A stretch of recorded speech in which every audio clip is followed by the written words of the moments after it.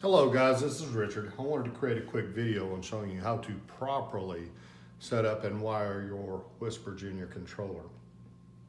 What you'll notice here is this instruction sheet that comes with every spinner and every wheel. On the back has a wiring diagram for the Gen 2s, XXLs, Aero, and the new Excelsior. This method and wiring diagram will show you how to properly wire your battery, your wall transformer, and your Whisper Junior controller relative to your spinner. So let's get started. What we have here is we have a Gen 2 Vespera and an Aero. Irish tension, Scotch tension. The only one that's missing here is our brand new Excelsior. We just launched that product last week. However, all the wiring instructions will be the same. What you'll also see here is on the Gen 2, our power port for the spinner is located here. And for our Aero, it's located here.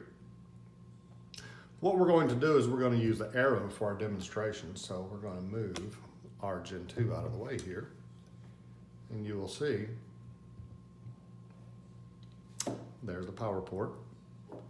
We have our controller. We take the wall transformer and we will plug it into the Whisper Junior. And also this is the same method that you would use to plug in your battery. But we take the end of the power cord from the wall transformer, and you'll see here on the bottom of the controller it says power from battery or wall transformer. What we will do is we'll plug that into the bottom. That's power in. And then what we do is we will take this COM cable. This COM cable then is plugged into the top from one end. And then we take the other end. Let me get this straight. Set that down. And the other end of the COM cable goes into this port.